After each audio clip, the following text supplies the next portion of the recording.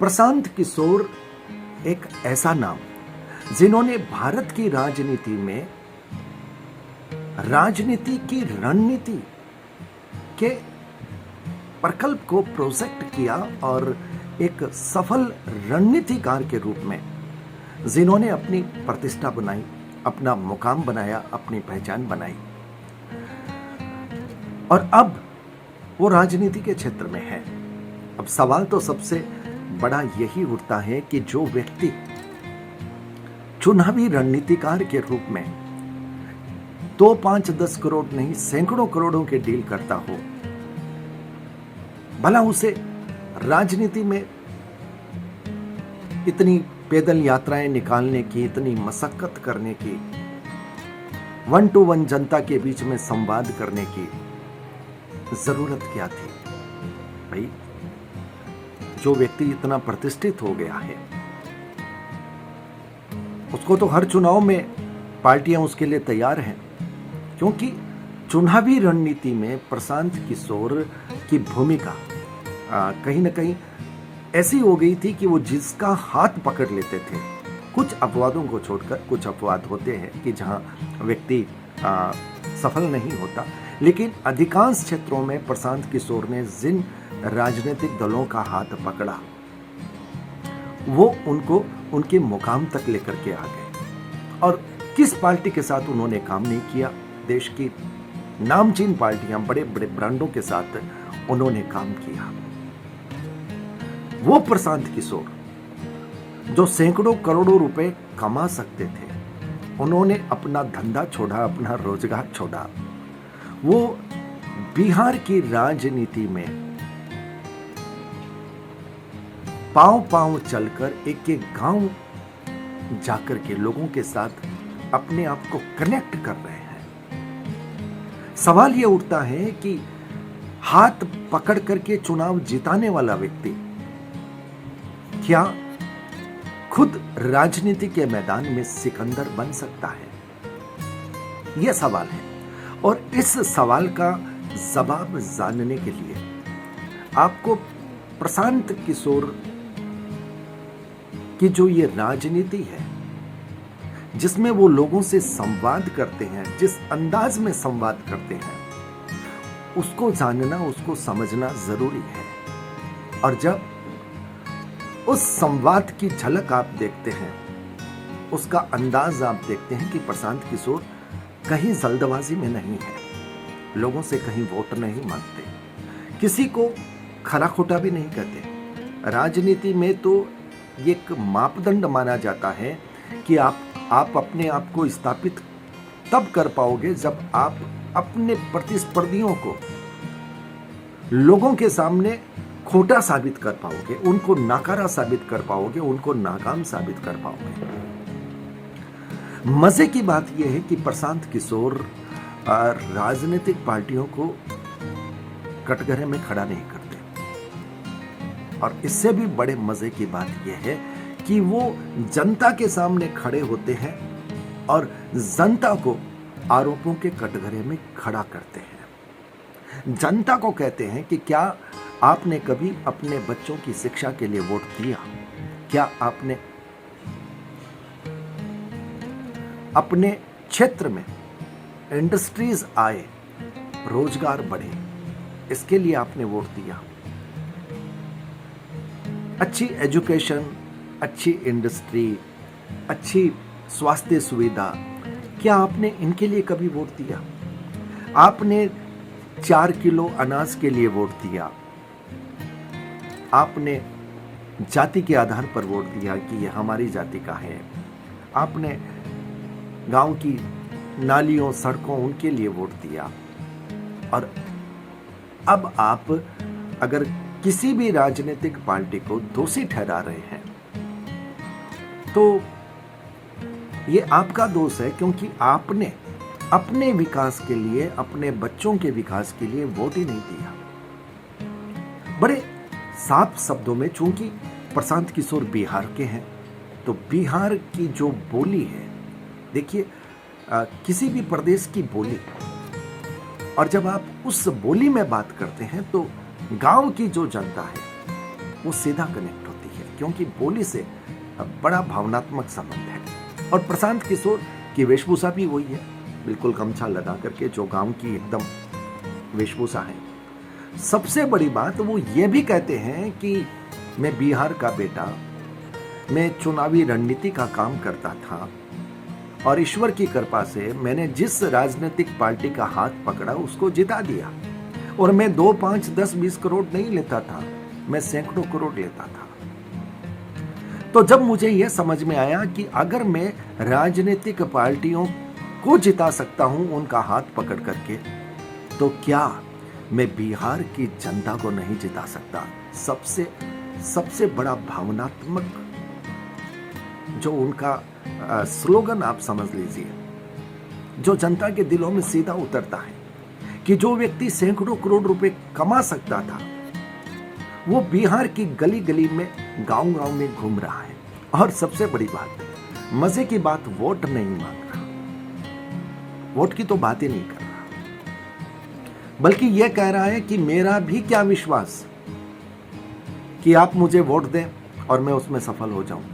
लेकिन मैं आपको सिर्फ यह बताना चाहता हूं कि आपकी दुर्दशा की वजह क्या है, क्योंकि आपने अपना वोट भी उसी के लिए दिया है। अगर आपने बच्चों की शिक्षा के लिए दिया होता, आपने रोजगार के लिए, इंडस्ट्री के लिए दिया होता, आपने स्वास्थ्य सुविधाओं के लिए दिया होता, आपने उन्नत व्यवस्थाओं के लिए दिया होता, लेकिन आपने उनके लिए नहीं दिया। आप जाति में, समाज में बटे हैं, आपने जाति के आधार पर, समाज के आधार पर वोट दिया है। आपने गैस सिलेंडर के लिए वोट दिया है। अब उसके दाम चाहे कुछ भी हो, लेकिन गैस सिलेंडर आप जब फोन करते हैं आपके घर में आता है। आपने बिजली के लिए वोट दिया है, अब बिजली का बिल चाहे कुछ भी आए, लेकिन बिजली आती है। तो आप उन नेताओं को, उन राजनीतिक दलों को दोषी नहीं ठहरा सकते, क्योंकि उन्होंने वो काम किया है। हाँ, आपकी स्थिति नहीं सुधरी, क्योंकि आपने अपने भविष्य की चिंता नहीं की। आपका भविष्य आपका बच्चा है, आपके बच्चे हैं। आप अपने बच्चों से प्यार नहीं करते, बड़ी भावनात्मक अंदाज में लोगों से हाथ खड़े करवाते हैं, लोगों से ये पूछते हैं, और लोग कहते हैं कि हाँ, हमने शिक्षा के लिए वोट नहीं दिया। तब फिर कहते हैं कि फिर ये राजनीतिक पार्टियां दोषी कहाँ हैं। ये देखिए, ये प्रशांत किशोर का जो अंदाज है, ये एकदम अलग अंदाज है। और मुझे ऐसा लगता है कि बिहार की राजनीतिक पार्टियां अभी इस अंदाज को ठीक से समझ ही नहीं पा रही।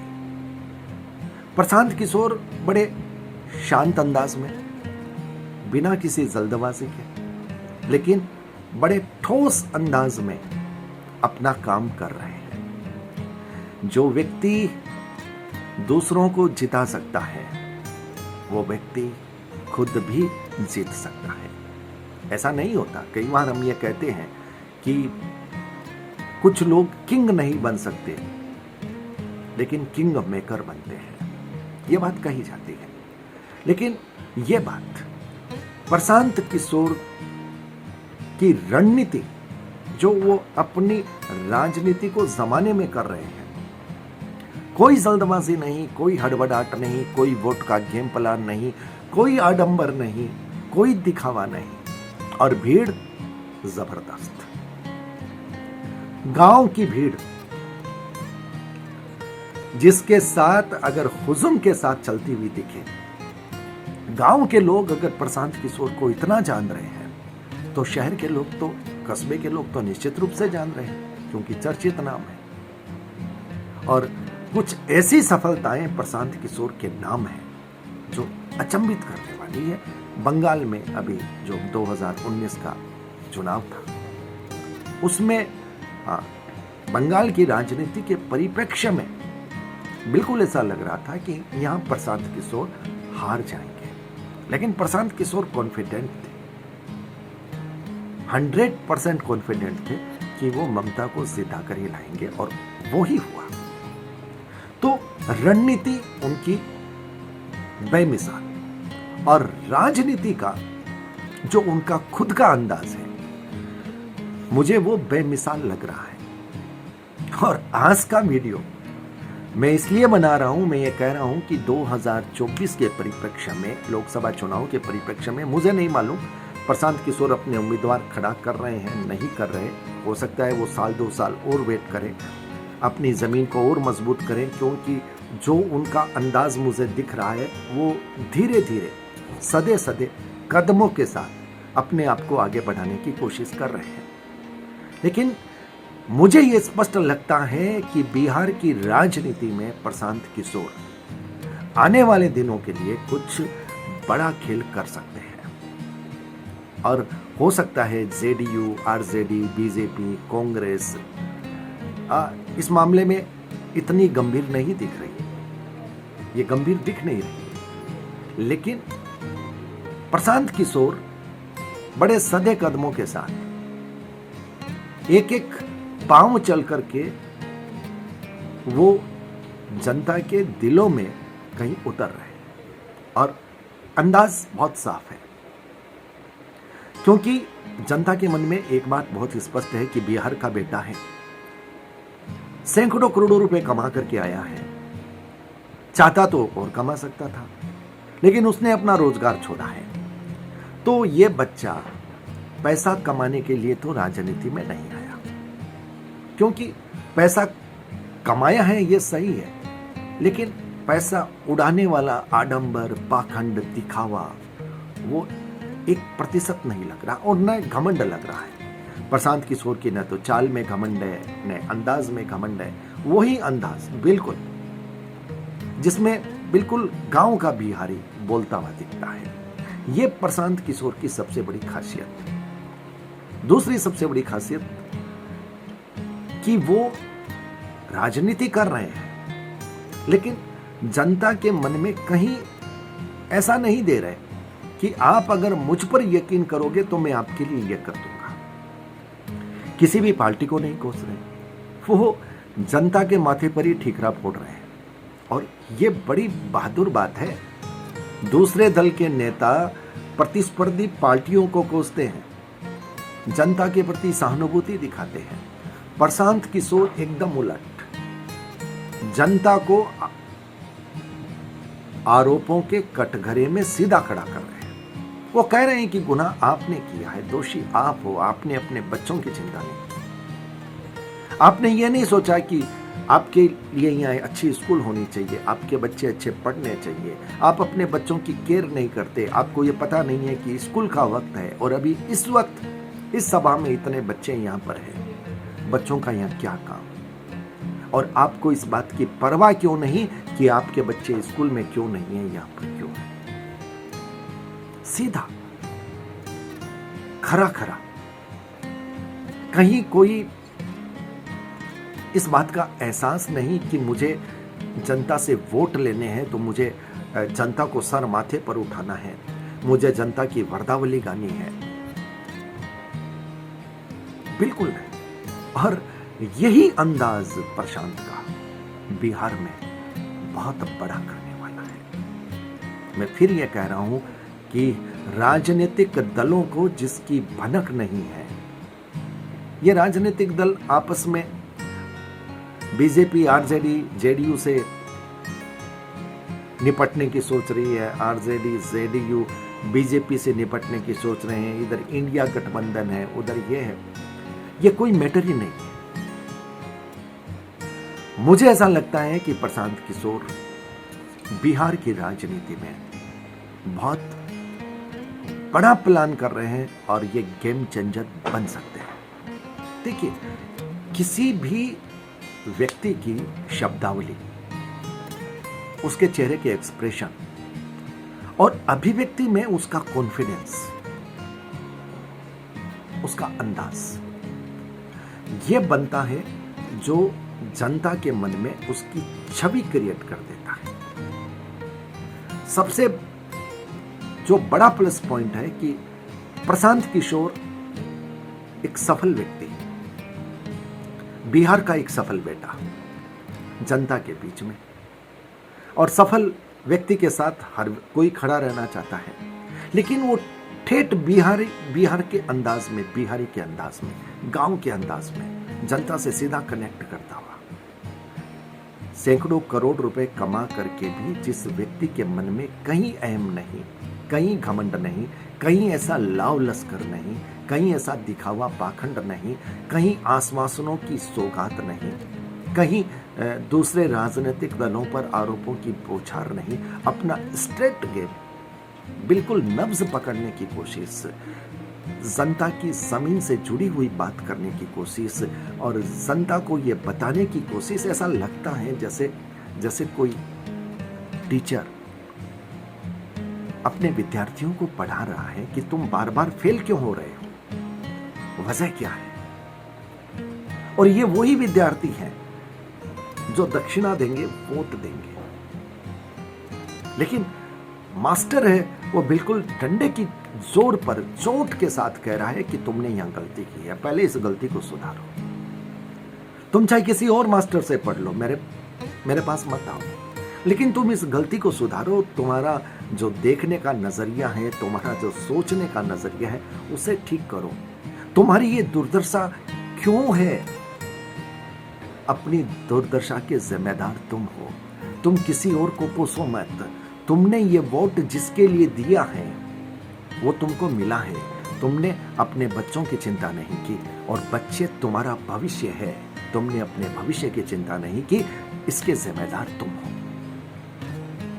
मुझे बहुत खास अंदाज लगा प्रशांत किशोर का, और इसलिए मुझे अच्छा इस बात के लिए लगा कि ये व्यक्ति रणनीतिकार के रूप में इतना सफल क्यों हुआ, क्योंकि ये व्यक्ति जमीन को पकड़ता है, रूट कोज को पकड़ता है, जड़ से पकड़ता है कि जड़ कहां जा रही है इस बीमारी की। और वो जो जड़ प्रशांत ने पकड़ी है वो भावनाओं की जड़ है, सीधा कनेक्शन, सीधा संवाद, कहीं कोई चापलूसी नहीं, कहीं कोई वर्दावली नहीं, बल्कि जनता को बताया है कि गुनाह आपका है, और ये गुनाह अब कितनी बार करोगे, इस बार ये गुनाह मत कीजिएगा। वोट नहीं मांगा, लेकिन जब आपने बता दिया, आपने दृष्टिकोण दे दिया, तो फिर बात साफ है, मांगने से नहीं मिलता, बिन मांगे मोती मिलते हैं। और प्रशांत किशोर बिहार की राजनीति में वोट की खेती कर रहे हैं, और बिन मांगे मोती इनको मिलेंगे ऐसा लग रहा है। और तभी मैं आज प्रशांत किशोर पर मैंने वीडियो बनाया है, क्योंकि वैसे देखा जाए तो राजस्थान पर बात करनी थी, मध्य प्रदेश छत्तीसगढ़ पर भी बात कर सकते थे, चुनाव के जो दौर में हैं क्या लग रहा है, लेकिन मुझे ऐसा लगा इन सबसे ज्यादा जो बड़ा रोमांचकारी है, जब मैं प्रशांत किशोर को सुन रहा था तो मुझे उनके एक्सप्रेशन, उनका अंदाज से बिल्कुल ऐसा लगा कि बिल्कुल इस व्यक्ति ने रूट कोज को पकड़ लिया है, जनता से सीधा कनेक्शन कर लिया है, और जो स्टाइल है वो ओरिजिनल है, कोई दिखावा नहीं है, कहीं कोई ऐसा नहीं है कि कोई मुखौटा लगा करके कोई व्यक्ति घूम रहा है जैसे राजनीतिक दल के नेता घूम रहे हैं, बिल्कुल इनोसेंट, जो दिल में है वो कहना है। और उसके लिए ये नहीं सोचना कि मैं जनता से ये कह रहा हूँ, मैं जनता को आरोपों के कटघरे में खड़ा कर रहा हूँ, कहीं जनता नाराज हो जाए कि नहीं, बड़े बड़े खास अंदाज में और बड़े रोबीले अंदाज में अपनी बात को कह करके निकल रहे हैं। और यह बात बिल्कुल सही है कि प्रशांत किशोर बड़ी खामोश खेती कर रहे हैं, ये वोट की खेती है, इसका परिणाम दिखेगा। और मुझे तो ऐसा लगता है कि अगर 2024 में भी प्रशांत किशोर कुछ सीटों को लोकसभा के हिसाब से भी अगर चिन्हित कर लें, प्रशांत किशोर बड़ा उलटफेर कर देंगे। और ये बात आज राजनीतिक दल नहीं समझ रहे हैं, लेकिन जब वो समय आएगा, जब प्रशांत किशोर ताल ठोकेंगे, अपने उम्मीदवार खड़े करेंगे, और उस वक्त जो जनता के मन की हवा की सुगबुगाहट चलेगी, उस वक्त ये जितनी भी पॉलिटिकल पार्टियां हैं, बड़े ब्रांड हैं, ये जो अभी अपनी खींचातानी में लगे हैं, ये फिर समझेंगे कि खेल बड़ा हो रहा है, और बिल्कुल ये होगा कि 2 बिल्लियां लड़ रही है, रोटी कोई और खा लेगा। तो प्रशांत किशोर को बहुत बहुत शुभकामनाएं, क्योंकि अंदाज प्रशांत किशोर का बहुत अच्छा है।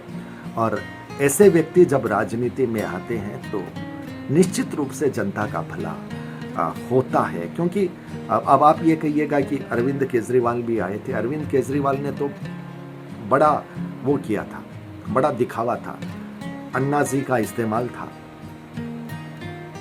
लेकिन प्रशांत किशोर ये नहीं कह रहे कि मैं ये कर दूंगा। अरविंद केजरीवाल जी ने तो कहा था कि मैं इतनी ईमानदारी से करूंगा, मैं बंगला नहीं लूंगा, मैं वो गाड़ी नहीं लूंगा, मैं वैसा नहीं करूंगा, लाव लश्कर में नहीं चलूंगा।